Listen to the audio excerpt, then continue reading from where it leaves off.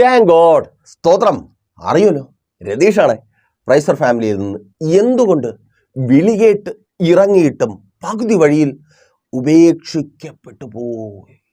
അതേ, എന്തുകൊണ്ട്? ദൈവത്തിൻ്റെ ശബ്ദം കേട്ട് അവൻ്റെ പിന്നാലെ ഇറങ്ങി തിരിച്ചിട്ടും പകുതി വഴിയിൽ, അതേ ഇറങ്ങി തിരിച്ച നാളുകളിൽ പ്രതീക്ഷിച്ചത്, സ്വപ്നം കണ്ടത്, ഈ വിളി കേട്ട് ഇറങ്ങി എന്ന് പറയുമ്പോൾ ആ ഇറക്കം നമ്മൾ പ്രതീക്ഷിച്ച പലതിൻ്റെ പൂർത്തീകരണത്തെ മുൻപിൽ കണ്ടുകൊണ്ടാണ്, അല്ലേ? ദൈവം വിളിച്ചു ഇറങ്ങി എന്ന് പറയുമ്പോൾ ഇറക്കത്തിന് പിന്നിൽ ഒരു ഇല്ലായ്മയുണ്ട്. ആണേ, കർത്താവ് അത് തരാം എന്ന് പറഞ്ഞിട്ടാണ് വിളിച്ചേ, അല്ലേ? നല്ല ജോലി തരാമെന്ന് പറഞ്ഞിട്ടാണ് വിളിച്ചേ, നല്ല കുടുംബജീവിതം തരാമെന്ന് പറഞ്ഞിട്ടാണ് വിളിച്ചേ, മക്കൾക്ക് നല്ല ഭാവി തരാമെന്ന് പറഞ്ഞിട്ടാണ് വിളിച്ചേ, നല്ല ആരോഗ്യം തരാമെന്ന് പറഞ്ഞിട്ടാണ് വിളിച്ചേ, നല്ല ആത്മീയ ജീവിതം, നല്ല ശുശ്രൂഷാ ജീവിതം, നല്ല ഭൗതിക ജീവിതം, അനുഗ്രഹങ്ങൾ തരാമെന്ന് പറഞ്ഞിട്ടാണ് വിളിച്ചേ. ഇന്നത്തെ അവസ്ഥ മാറുന്നത് തരാമെന്ന് പറഞ്ഞിട്ടാണ് വിളിച്ചേ. എന്നിട്ട് ആ ദൈവത്തെ എങ്ങനെ അറിഞ്ഞേ? ലോകം ആ ദൈവത്തെക്കുറിച്ച് എന്താ പറഞ്ഞത്? അവൻ വിശ്വസ്തൻ, അവൻ വാക്കുമാറാത്തവൻ. പക്ഷേ എൻ്റെ ജീവിതത്തിൽ മാത്രം, അല്ലേ സഹോദര സഹോദരി, കണ്ണ് നിറയുക, എൻ്റെ ജീവിതത്തിൽ മാത്രം ദൈവം അവിശ്വസ്തനാ. എത്തിച്ചില്ല. ഞാൻ കൂടെ ഇറങ്ങിയതാ, എന്നെ ഒരിടത്തും എത്തിച്ചില്ല. ഞാൻ ആഗ്രഹിച്ചത് എനിക്ക് തന്നില്ല, എനിക്ക് തരാമെന്ന് പറഞ്ഞത് എനിക്ക് തന്നില്ല. അങ്ങും ഇങ്ങും എത്തുവാൻ കഴിയാതെ ഇറങ്ങുകയും ചെയ്തു. ആഗ്രഹിച്ച സ്ഥാനത്ത് എത്തുവാനും കഴിഞ്ഞില്ല. തരാമെന്ന് പറഞ്ഞതൊന്നും തന്നുമില്ല. അയ്യോ, അതൊരു വല്ലാത്ത അവസ്ഥയല്ലേ? ചോദിച്ചിട്ടില്ലേ? മറ്റുള്ളവരോട് ചോദിക്കുവാൻ ഇന്ന് സാഹചര്യമില്ല. കാരണം അങ്ങനെയുള്ള ചോദ്യങ്ങളെ ഫേസ് ചെയ്യുവാൻ കഴിയുന്ന മുഖങ്ങളോടൊക്കെ ടാറ്റ പറഞ്ഞാണ് നമ്മൾ ഇറങ്ങിയത്. ഇന്ന് അവരോട് എന്തെങ്കിലും ചോദിക്കാൻ പോയാൽ അവര് വടിവാളെടുക്കുമല്ലേ? അതാ വിളികേട്ടിറങ്ങുന്നവൻ്റെ ഏറ്റവും വലിയ ധൈര്യത. അതാ ഒരുപാട് പേരെ വിട്ടിട്ടാ, ഒരുപാട് പേരോട് ടാറ്റ പറഞ്ഞിട്ടാ. ഓ എൻ്റെ ദൈവം, ഇനി ഞാൻ എൻ്റെ ദൈവത്തോടു കൂടെയാ, അവനെൻ്റെ ജീവിതത്തെ മാറ്റും. ഇനി എന്നെ ഇങ്ങനെ പരാജയപ്പെട്ടവനായി, തളർന്നവനായി, തകർന്നവളായി കാണത്തില്ല എന്ന് പറഞ്ഞ് സന്തോഷത്തോടെ വലിയ പ്രതീക്ഷയോടെ ഇറങ്ങിയത്. അതുകൊണ്ട് അവരോട് ചോദിക്കാൻ പറ്റത്തില്ല. പിന്നെ സ്വയം ചോദിക്കുക. അർദ്ധരാത്രികളിൽ ഉറക്കമില്ലാതെ തിരിഞ്ഞും മറിഞ്ഞും കിടന്ന് ദൈവത്തോട് ചോദിക്കുക, ദൈവമേ, എന്നാലും നീ എന്നെ പകുതി വഴിയിൽ. പലരെയും പരിഹസിക്കുവാൻ പോലും ഒപ്പം ആളില്ലാത്ത അവസ്ഥയാ. കളിയാക്കാനെങ്കിലും ആരെങ്കിലും ഉണ്ടായിരുന്നെങ്കിൽ നീ ചിന്തിച്ചു പോകുന്നുണ്ട് സഹോദരി, ഇല്ലേ? നീ ദൈവത്തെ അറിഞ്ഞ് ദൈവത്തിൻ്റെ പിന്നാലെ ഇറങ്ങിയത് കൊണ്ട് കളിയാക്കാൻ പോലും ആരുമില്ല. ഉപേക്ഷിച്ച് കളഞ്ഞു. ഒന്ന് ദേഷ്യപ്പെടുവാൻ ആരെങ്കിലും ഒന്ന് ദേഷ്യപ്പെട്ടിരുന്നെങ്കിൽ, സഹോദര നീ അത് ആഗ്രഹിക്കുക. ആരെങ്കിലും ഒന്ന് ദേഷ്യപ്പെട്ടിരുന്നുവെങ്കിൽ, എന്നെ രണ്ട് വഴക്ക് പറഞ്ഞിരുന്നുവെങ്കിൽ, അതിന് പോലും ആരുമില്ലാത്ത അവസ്ഥ. ഇറങ്ങി പുറപ്പെട്ട് എത്തേണ്ട സ്ഥാനത്ത് എത്തുവാൻ കഴിയാതെ പോയവൻ്റെ അവസ്ഥ വല്ലാത്ത ഭാരമാണ്. ആ അവസ്ഥയിലായിരിക്കുന്ന നിങ്ങളോട് ഇന്നെൻ്റെ കർത്താവിന് സംസാരിക്കുവാനുണ്ട്. അർത്ഥം, നിങ്ങളുടെ അവസ്ഥ മാറുവാൻ പോകുന്നു. വലിയ പ്രാർത്ഥനയോടെ പ്രതീക്ഷയോടെ ഒപ്പം വന്നാട്ടെ. മുൻപിൽ ആ ലക്ഷ്യത്തിലേക്ക് പിന്നെയും പുതു വഴികൾ തുറന്നു വരിക. ഇറങ്ങി തിരിച്ച നാളുകളിൽ, അതെ, നിങ്ങൾ ആഗ്രഹിച്ച കർത്താവ് നിങ്ങൾക്ക് നൽകാമെന്ന് പറഞ്ഞ ആ ലക്ഷ്യത്തിലേക്ക്, ആ വാഗ്ദത്തത്തിലേക്ക്, ആ നന്മകളിലേക്ക് വാതിൽ തുറക്കപ്പെടുക. വലിയ പ്രാർത്ഥനയോടെ, അതേ പ്രാർത്ഥന അത് തന്നെ ആയിരിക്കണം. കർത്താവേ, ഇനി ഇവിടെ തുടരുവാൻ, ഈ കഷ്ടതയിൽ തുടരുവാൻ, ഈ കണ്ണുനീരിൽ തുടരുവാൻ നീ എന്നെ അനുവദിക്കരുത്. എൻ്റെ ലക്ഷ്യത്തിലേക്ക് അങ്ങ് എനിക്ക് തരാമെന്ന് പറഞ്ഞ് എന്നെ വിളിച്ചിറക്കി ആ ലക്ഷ്യത്തിലേക്ക്, ആ നന്മകളിലേക്ക്, ആ അനുഗ്രഹങ്ങളിലേക്ക്, ആ സ്വസ്ഥതയുള്ള, സമാധാനമുള്ള, അനുഗ്രഹപൂർണമായ ജീവിതത്തിലേക്ക് എന്നെ അങ്ങ് നടത്തേണമേ. ഓ താങ്ക് ഗോഡ്. റെഡിയാണോ? പ്രാർത്ഥന മാത്രം പോരാ, വലിയ വിശ്വാസവും. ദൈവസന്നിധിയിൽ നാം ആയിരിക്കുന്ന ഈ അല്പസമയം ഔവിധത്തിൽ നിങ്ങളെ മാറ്റുവാൻ പോവുക. അപ്പോൾ രണ്ട് വ്യക്തികളിലൂടെ നമ്മൾ നമ്മുടെ ചിന്ത മുൻപോട്ട് കൊണ്ടുപോകുവാൻ പോവുകയാണ്. എന്തുകൊണ്ട്?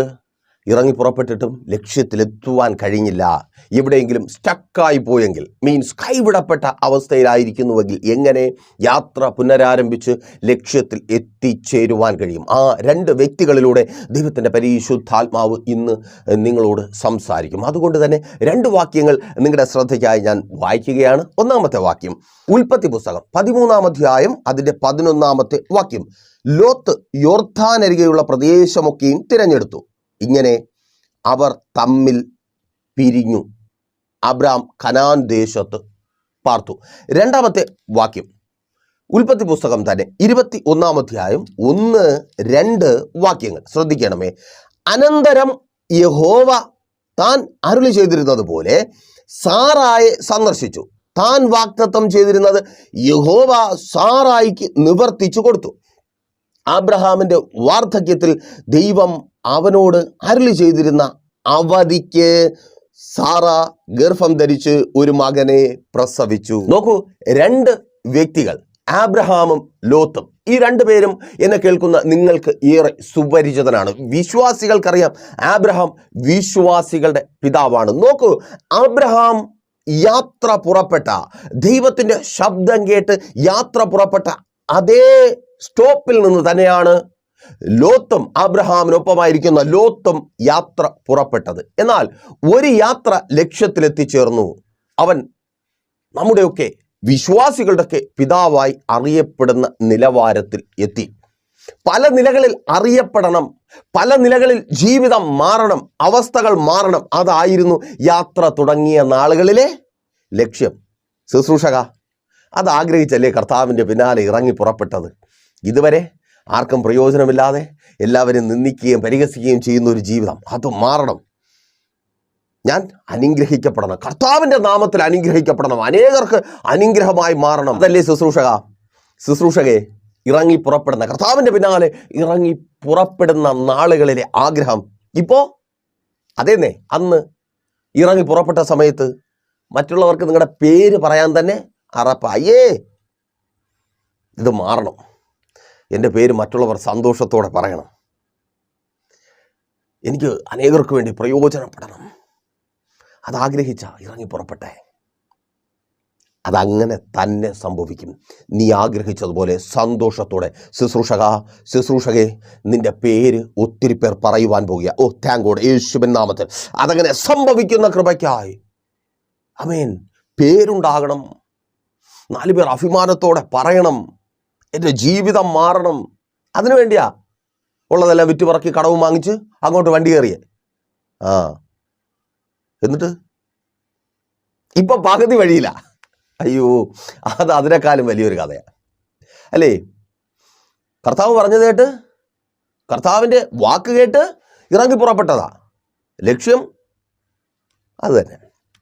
പക്ഷേ ഇതെന്തൊരു നരക ജീവിതം കർത്താവേ എന്ന അവസ്ഥയിൽ നിൽക്കുക, പെട്ട് നിൽക്കുക.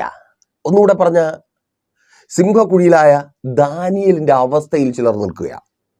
കർത്താവ് പറയുന്നത് അങ്ങനെ പറയാനാ. ദാനിയേലിൻ്റെ അവസ്ഥയിൽ സിംഹം ഉപവസിക്കുന്നത് കൊണ്ട് മാത്രം ജീവൻ ശേഷിക്കുന്ന ചിലർ അല്ലേ? അങ്ങനെ പറഞ്ഞാൽ അത് ശരിയാവുമല്ലോ. എന്തോ സിംഹം ഇതുവരെ വാ തുറന്നില്ല. നിനക്കാ സഹോദരി അത് കൂടുതൽ ചേരുന്നേ അല്ലേ? ഒന്ന് ദൈവദാസനെ വന്നു പെട്ടു, സിംഹങ്ങളുടെ മധ്യത്തിലാ.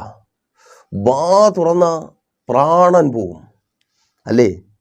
നിന്റെ ഭർത്താവ് എന്ന സിംഹം, ഭർത്താവിൻ്റെ ബന്ധുക്കൾ എന്ന സിംഹം, ചുറ്റുവട്ടത്തുള്ളവരെന്ന സിംഹം, അതൊരു സിംഹക്കുഴി തന്നെ അല്ലേ? ഇതുവരെ സിംഹങ്ങൾ ഉപവാസമായിരുന്നു, അതുകൊണ്ട് ജീവനുണ്ട്. ദൈവദാസനെ ഇനി അധികം മുമ്പോട്ട് പോകത്തില്ല.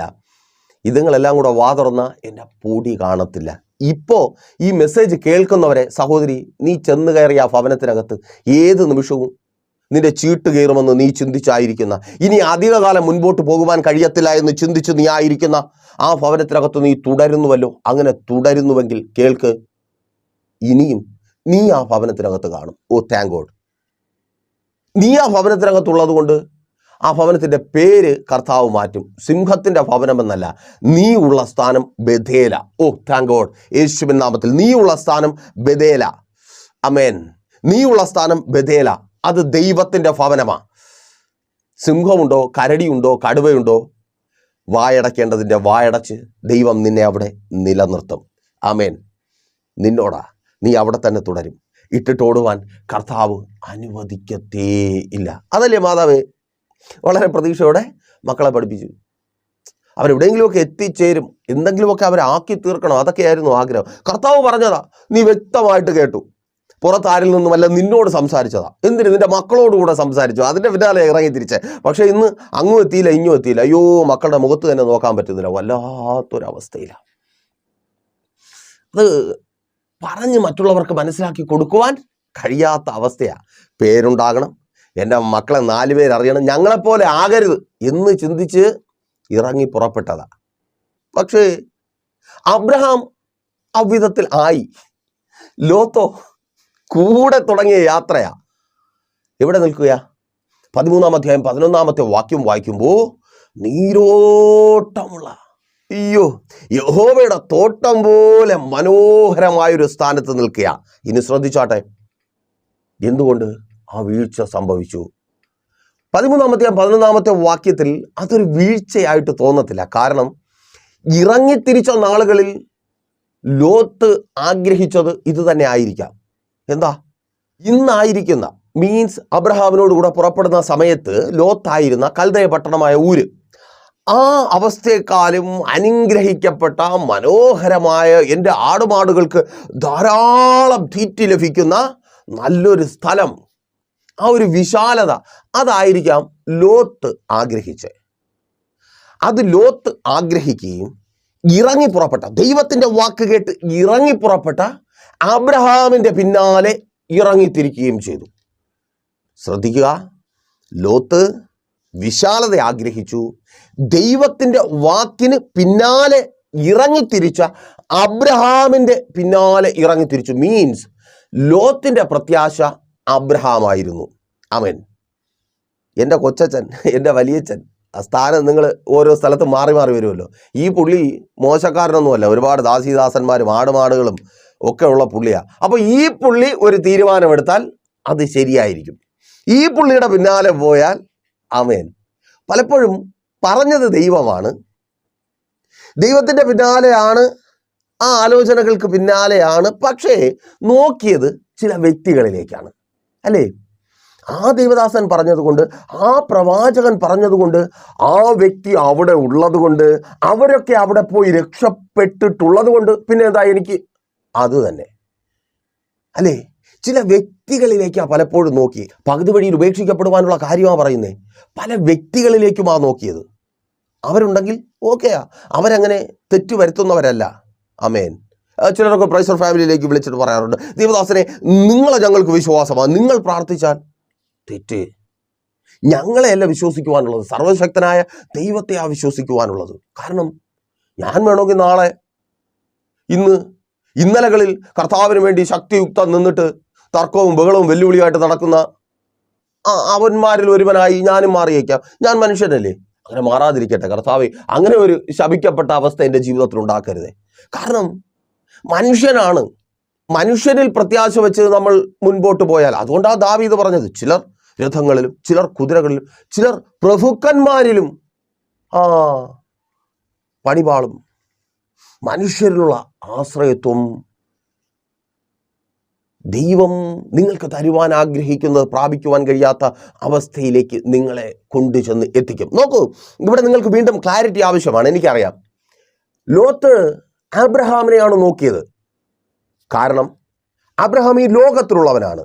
അതുകൊണ്ട് തന്നെ ലോകത്തിലെ നന്മയായിരിക്കും ലോകത്തിലെ മനുഷ്യനെ നോക്കുന്നവന് നല്ലതായിട്ട് തോന്നുന്നത്. ആമേൻ. ഇപ്പോൾ നിങ്ങൾ എന്നെയാണ് നോക്കി നിങ്ങളുടെ വിശ്വാസ ജീവിതം നിങ്ങൾ മുൻപോട്ട് കൊണ്ടുപോകുവാൻ ശ്രമിക്കുന്നു എങ്കിൽ, നിങ്ങളൊരു ശുശ്രൂഷകനാണെങ്കിൽ, പ്രൈസർ ഫാമിലി അറിയാവുന്നവർക്കറിയാം, കുഴപ്പമില്ല, ഇവനെ പോലെ ഒന്ന് ആയാൽ കൊള്ളാം, ഞാൻ എന്തായോ അതുപോലെ ആകുവാൻ ആഗ്രഹിക്കുന്ന, അങ്ങനെ ആകുവാൻ ആഗ്രഹിക്കുന്ന ഒത്തിരി പേരുണ്ട്. നല്ലത്, ആയിക്കൊള്ളട്ടെ. പക്ഷേ അത് ഭൗതികമായ കാര്യം മാത്രമാണ്. Thank God. ആമേൻ. ഞാനായത്, എനിക്ക് കിട്ടിയ അത് പലതും ഭൗതികമായ കാര്യങ്ങൾ മാത്രമാണ്. ലോത്തിനെ കുറ്റം പറയേണ്ട. ലോത്ത് അബ്രഹാമിലേക്ക് നോക്കിയത് കൊണ്ട്, അബ്രഹാം എന്ന മനുഷ്യനെ സംബന്ധിച്ച് ഏറ്റവും നല്ല കാര്യം, അബ്രഹാം ഒരു ഇടയനാണ്, ലോത്തും ഒരു ഇടയനാണ്. നീരോട്ടമുള്ള, ഒരുപാട് വെള്ളമുള്ള, മീൻസ് അവിടെ ഇഷ്ടംപോലെ പച്ചപ്പുണ്ട്, ആടുമാടുകൾ ധാരാളമായി പെരുകി വളർന്ന് വർദ്ധിച്ച് തൊഴുത്തിലെ പെരുപ്പം അനുഭവിക്കുവാൻ കഴിയും. അതൊരു വലിയ സന്തോഷമാണ്. ആമേൻ. മനുഷ്യരിലേക്ക് നോക്കി നമ്മൾ ആഗ്രഹിക്കുന്ന പലതും ഒരു പരിധി കഴിയുമ്പോൾ, മീൻസ് ആ ആഗ്രഹങ്ങൾ പലപ്പോഴും താൽക്കാലികമായ സന്തോഷങ്ങളും സുഖങ്ങളും പ്രദാനം ചെയ്യുന്നതാണ്. നിങ്ങൾ അറിയുന്ന ഒരു മനുഷ്യനിലേക്ക് നോക്കി, അത് നിങ്ങളുടെ ശുശ്രൂഷകനാകട്ടെ, നിങ്ങളുടെ ചാർച്ചക്കാരാകട്ടെ, ബന്ധുക്കളാകട്ടെ, നിങ്ങൾക്ക് പരിചയമുള്ളവരാകട്ടെ, ആരുമാകട്ടെ, അവരിലേക്ക് നോക്കി നിങ്ങളൊന്ന് ആഗ്രഹിക്കുമ്പോൾ അത് താൽക്കാലികമാണ്. അതുപോലൊരു വീട്, അതുപോലൊരു കാറ്, അതുപോലൊരു ജോലി, അതുപോലൊരു ഭാര്യ, അതുപോലൊരു ഭർത്താവ്, അതുപോലെ നന്മകൾ, അതുപോലുള്ള മക്കൾ, പ്രിയരെ, അതുപോലുള്ള അത് താൽക്കാലികമാണ്. അതാണ് പകുതി വഴിയിൽ അങ്ങോട്ടും ഇങ്ങോട്ടും പോകുവാൻ കഴിയാതെ ലോത്തിന്റെ യാത്ര അവിടെ അവസാനിപ്പിക്കുകയാണ്. ആ പട്ടണത്തിനൊരു പേരുണ്ട്, സോദോം ഗോമോറ. അവിടെ ഇന്നും അവശേഷിക്കുന്ന ഒന്നുണ്ട്, ഒരു ഉപ്പ് തൂണ്. ആ ഉപ്പ് തൂണ് ലോത്തിന്റെ ഭാര്യയാണ്. ലോകം നമ്മെ മോഹിപ്പിക്കും, നമ്മെ കൊതിപ്പിക്കും. നമ്മൾ ലോകത്തിൻ്റെ പിന്നാലെ ആയിരിക്കുമ്പോൾ ഏറ്റവും നല്ലതെന്ന് കരുതി, അത് തന്നെ ഏറ്റവും നല്ലതെന്ന് കരുതി നമ്മൾ കൈനീട്ടുന്നത് നമ്മെ പിന്നത്തേതിൽ ദുഃഖിപ്പിക്കും. പ്രിയരെ, മനുഷ്യരിലേക്ക് നോക്കി മനുഷ്യർക്ക് നല്ലതെന്ന് തോന്നുന്നത് ആഗ്രഹിക്കുന്നവന്, അത് ലക്ഷ്യം വെച്ച് മുൻപോട്ട് പോകുന്നവന് വിളിച്ചവൻ്റെ വിളിക്കൊത്തവണ്ണം നടന്ന് ലക്ഷ്യത്തിലെത്തുവാൻ കഴിയത്തേ ഇല്ല. അപ്പോൾ ഒരുപക്ഷെ നിങ്ങൾ ചോദിച്ചേക്കാം, ദൈവദാസനെ, ഇതൊക്കെയാണല്ലോ ഞങ്ങളുടെ ആവശ്യം. ആ ആവശ്യം ലഭിക്കാതെ പിന്നെ ഇറങ്ങി പുറപ്പെട്ടിട്ട് എന്താണ് കാര്യം? ഉത്തരം ആബ്രഹാം തന്നെയാണ്. നോക്കൂ, അതേ സ്റ്റോപ്പിൽ നിന്ന് ലോത്തിനൊപ്പം യാത്ര തുടങ്ങി, അങ്ങനെ പറയാം, ലോത്തിനൊപ്പം യാത്ര തുടങ്ങിയവനാണ് അബ്രഹാം. അബ്രഹാം ലോത്തിനെ അല്ല നോക്കിയത്, അബ്രഹാം ദൈവത്തെയാണ് നോക്കിയത്. Thank God. തിരിച്ചറിയുന്നവർക്കായി ഞാൻ ദൈവത്തെ സ്തുതിക്കുന്നു. നീ വിളി കേട്ടിറങ്ങിയെങ്കിൽ നിന്റെ പാസ്റ്ററയോ നിന്നോട് ആലോചന പറഞ്ഞ ആരെങ്കിലുമോ അല്ല, ദൈവത്തിങ്കിലേക്ക് നോക്കുക. ഓ യെസ്, യേശുവിൻ നാമത്തിൽ ദൈവത്തിങ്കിലേക്ക് നോക്കുക. ദൈവത്തിങ്കിലേക്ക് നോക്കുമ്പോൾ നീ കാണുന്ന മനോഹരമായതൊന്നുമല്ല, ദൈവം തരാമെന്ന് പറയുന്നതാണ് ഏറ്റവും ശ്രേഷ്ഠമെന്നെണ്ണുവാൻ നീ തയ്യാറാകും.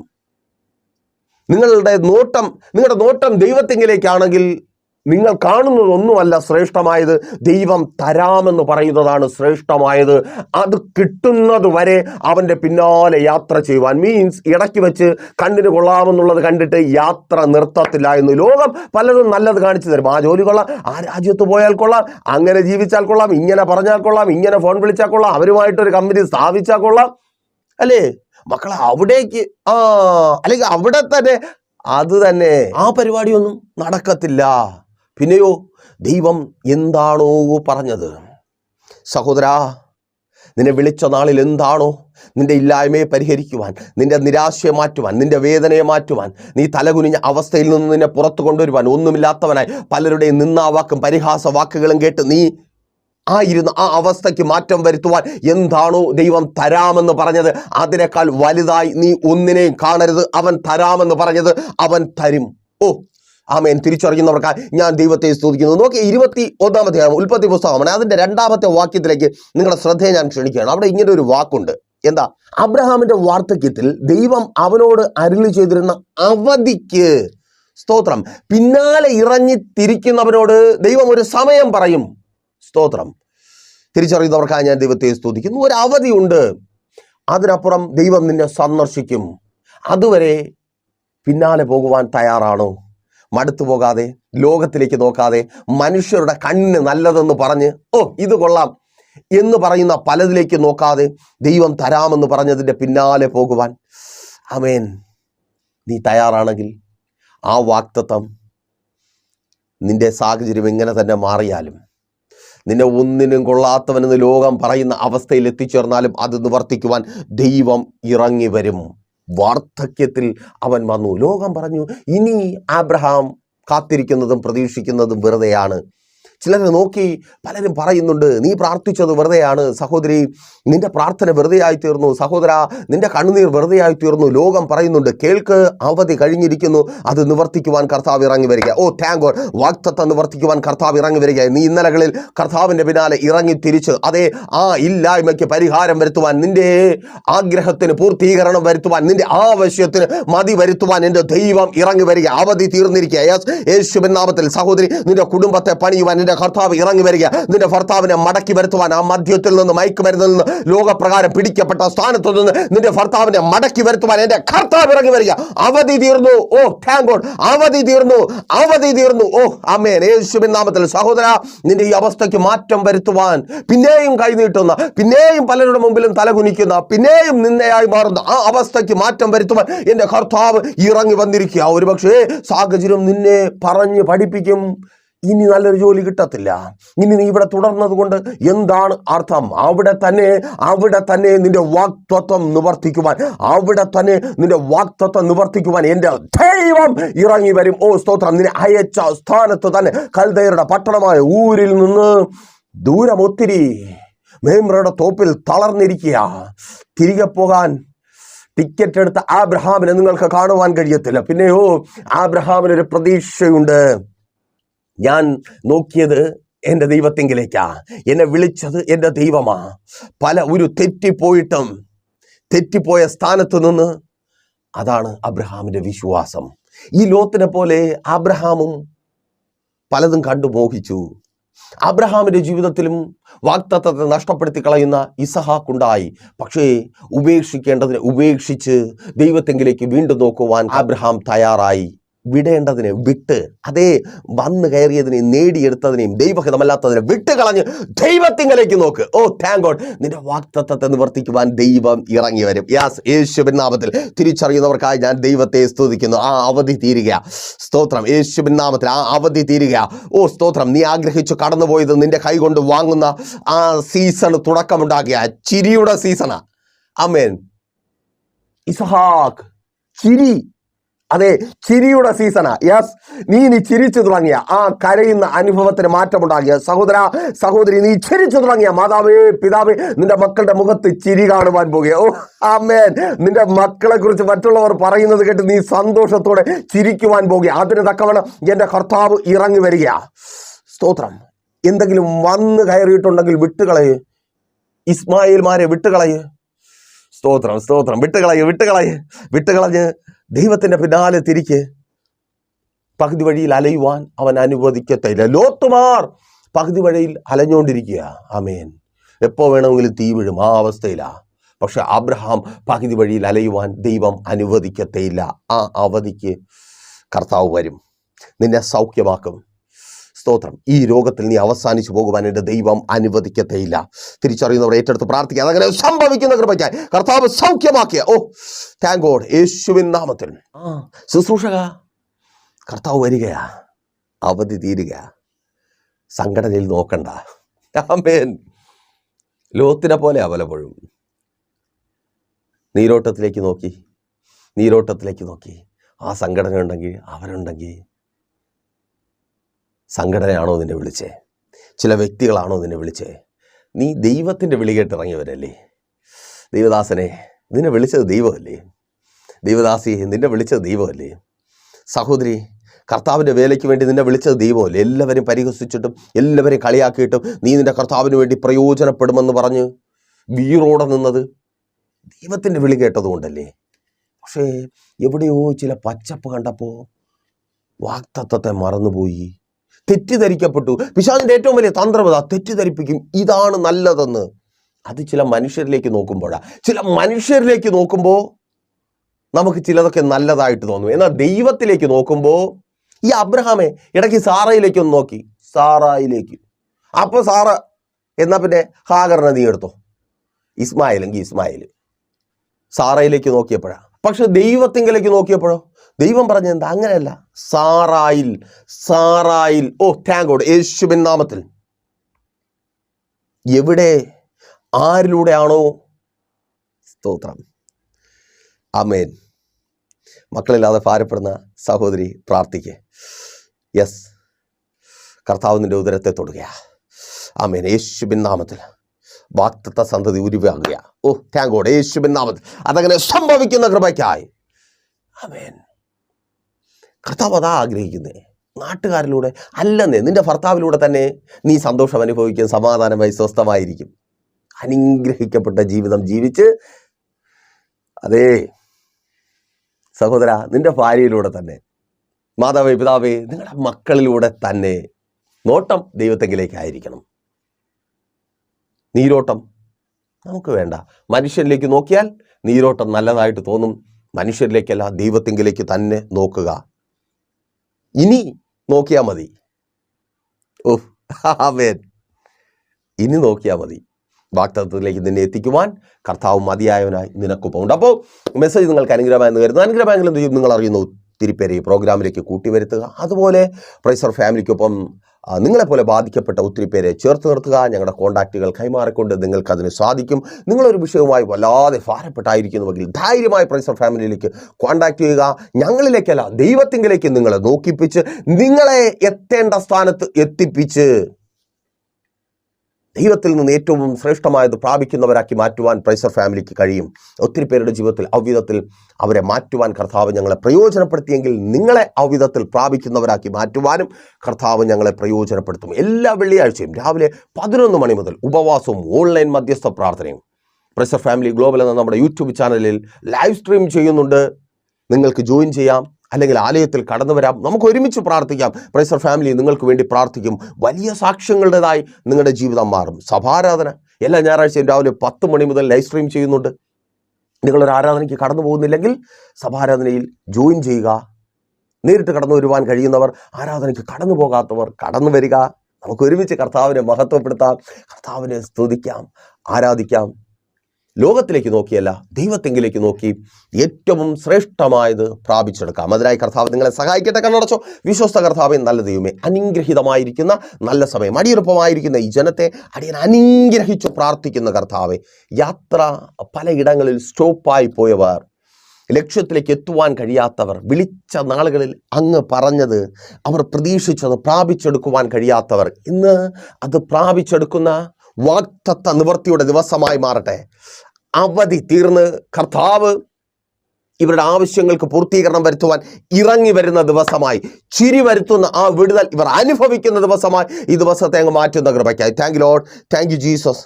അപ്പാ ഇവരോട് അങ്ങ് കൂടിയിരിക്കണമേ കർത്താവ്. ഇവരിൽ രോഗിയായവരെ കർത്താവ് യേശുവിൻ നാമത്തിൽ ഇപ്പോൾ അടിയൻ സൗഖ്യമാക്കുന്നു കർത്താവ്. ഓ താങ്ക് ഗോഡ്. സൗഖ്യമാകാം. എല്ലാ രോഗബന്ധനങ്ങളും വിട്ടുമാറട്ടെ. രോഗികളായി വല്ലാതെ ഭാരപ്പെടുന്നവർ, രോഗമുഖാന്തരം നിരാശ അനുഭവിക്കുന്നവർ, സ്തോത്രം, രോഗമുഖാന്തരം ഒറ്റപ്പെട്ടു പോയവർ സൗഖ്യമാകട്ടെ. ആശുപത്രികളിൽ ഉറ്റവരും ഉടയവരുമില്ലാതെ സാമ്പത്തികമായി ഞെരുങ്ങിയായിരിക്കുന്നവർ വിടുവിക്കപ്പെടട്ടെ. ആശുപത്രി കിടക്കകൾ മാറ്റിവിരിക്കപ്പെടുന്ന കൃപയ്ക്ക് എല്ലാ ഡിപ്രഷനുകളും മാറിപ്പോകട്ടെ. യേശുവിൻ നാമത്തിൽ തലമുറകൾ അനുഗ്രഹിക്കപ്പെടട്ടെ. അവരുടെ ഭാവി ജീവിതം, വിദ്യാഭ്യാസം അനുഗ്രഹിക്കപ്പെടട്ടെ. അവരുടെ മുൻപോട്ടുള്ള ജീവിതം, അവരുടെ വാഗ്ദത്തത്തിന് വിരോധമായി വാദിച്ചു വെല്ലുവിളിക്കുന്ന ശത്രുവിൻ്റെ പദ്ധതികളും തകർക്കപ്പെടട്ടെ. ഓ യേശുവിൻ നാമത്തിൽ അഡ്മിഷനുകൾ ലഭിക്കട്ടെ. അവരുടെ മുൻപോട്ടുള്ള ജീവിതം ഏറ്റവും ശ്രേഷ്ഠകരമായി തീരട്ടെ. ആമേൻ, ആമേൻ, ആമേൻ. കുടുംബജീവിതങ്ങൾ അനുഗ്രഹിക്കപ്പെടട്ടെ. ഡിവോഴ്സുകൾ മാറിപ്പോകട്ടെ. ഭാര്യമാർ ഭർത്താക്കന്മാർ സ്നേഹത്തിൽ ഐക്യതയിൽ ചേർന്ന് വരട്ടെ. കുടുംബജീവിതങ്ങൾക്ക് മേൽ വെളിപ്പെട്ട് വ്യാപരിക്കുന്ന എല്ലാ വെല്ലുവിളികളും അഴിഞ്ഞു മാറട്ടെ. യേശുവേ, അങ്ങ് കുടുംബങ്ങളെ പണിതുയർത്തുന്ന കൃപയ്ക്കായി സ്തോത്രം. അവർ ആഗ്രഹിച്ചതുപോലെ അനുഗ്രഹിക്കപ്പെട്ട കുടുംബജീവിതങ്ങൾ ഉണ്ടാകട്ടെ. മദ്യപാന വ്യഭിചാര വെറുക്കൂത്തുകൾ യേശുവിൻ നാമത്തിൽ വിട്ടുപോ. തൊഴിലിടങ്ങളിൽ സമൃദ്ധി ഉണ്ടാകട്ടെ. അനുഗ്രഹിക്കപ്പെട്ട ജോലികൾ നൽകണമേ. അപ്പാ കാത്തിരിപ്പുകൾ കറുതി ഉണ്ടാകണമേ. തടയപ്പെട്ടിരിക്കുന്ന ആനുകൂല്യങ്ങൾ, നന്മകൾ ലഭിക്കട്ടെ. സ്വദേശത്തും വിദേശത്തും തൊഴിലിടങ്ങളിൽ ബാധിക്കപ്പെട്ടവർ, വിസ പ്രോബ്ലങ്ങളിൽ പിടിക്കപ്പെട്ടവർ, ജോലികളില്ലാതെ പല രാജ്യങ്ങളിലുമായിരിക്കുന്നവർ ജോലികൾ കിട്ടട്ടെ. ജോലി ചെയ്യുവാൻ കഴിയാത്ത വിധത്തിൽ രോഗികളായി ഭാരപ്പെടുന്നവർ, പുറത്ത് ഇറങ്ങുവാൻ കഴിയാത്ത വിധത്തിൽ ശരീരത്തെ തളർത്തി കളയുന്ന അവസ്ഥ യേശുവിനെ വിട്ടുപോ. ആമേൻ. ഭവനങ്ങൾ പണിയട്ടെ. വാടക വീടുന്ന നിരാശ മാറട്ടെ. ഭവനങ്ങളുടെ പണികൾ പൂർത്തീകരിക്കപ്പെടട്ടെ. വസ്തുക്കൾ വാങ്ങട്ടെ. വാഹനങ്ങൾ വാങ്ങട്ടെ. യേശുവിൻ നാമത്തിൽ ലോണുകൾ അടച്ചു തീർക്കട്ടെ. പലിശ കടങ്ങൾ മാറിപ്പോകട്ടെ. എല്ലാ ബാധ്യതകളും മാറട്ടെ. എല്ലാ കടഭാരങ്ങളും മാറട്ടെ. കൊടുത്തു തീർക്കുവാൻ തക്കവണ്ണം വഴികൾ തുറക്കപ്പെടട്ടെ. ബിസിനസ്സുകൾ അനുഗ്രഹമായി തീരട്ടെ.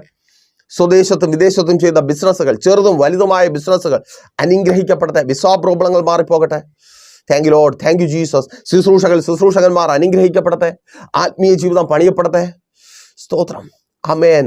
പിതാവിന്റെ പുത്രന്റെ പരിശുദ്ധാത്മാവിന്റെ നാമത്തിൽ ഈ ജനത്തെ അടിയൻ അനുഗ്രഹിച്ചു പ്രാർത്ഥിക്കുന്നു, അനുഗ്രഹമാക്കി പരിപാലിക്കും, വലിയ സാക്ഷ്യത്തിനായിരിക്കും. പ്രാർത്ഥനയുടെ കൃപയ്ക്കായി സ്തുതിക്കുന്നു, യേശുവിൻ നാമത്തിൽ തന്നെ. ആമേൻ. പ്രീഷർ ഫാമിലി ഗ്ലോബൽ മിനിസ്ട്രിയുടെ വിശുദ്ധ സഭാരാധന എല്ലാ ഞായറാഴ്ചയും രാവിലെ 10 മണി മുതലും എല്ലാ വെള്ളിയാഴ്ചകളിലും ഉപവാസവും ഓൺലൈൻ മധ്യസ്ഥ പ്രാർത്ഥനയും രാവിലെ 11 മണി മുതലും ഞങ്ങൾ നിങ്ങൾക്കായി ലൈവിൽ പ്രാർത്ഥിക്കുന്നു. നിങ്ങളുടെ പ്രാർത്ഥനാ വിഷയങ്ങൾ കമന്റ് ചെയ്യുക. പ്രീഷർ ഫാമിലി ഗ്ലോബൽ എന്ന നമ്മുടെ യൂട്യൂബ് ചാനലിലൂടെ നിങ്ങൾ ലോകത്തിന്റെ ഏത് ഭാഗത്തായിരുന്നാലും ഞങ്ങൾക്കൊപ്പം ചേർന്ന് പ്രാർത്ഥിക്കുവാനും ആരാധിക്കുവാനും അവസരമുണ്ട്.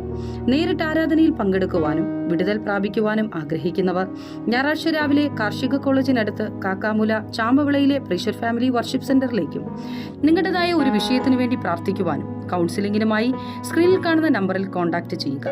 നിങ്ങൾക്കും ഈ പ്രോഗ്രാം സ്പോൺസർ ചെയ്യുവാനും കർത്താവായ യേശുക്രിസ്തുവിന്റെ സുവിശേഷം അനേകരിലേക്ക് എത്തിക്കുവാനും അവസരമുണ്ട്. പ്രാർത്ഥനയോടെ വിളിക്കുക. ആമേൻ.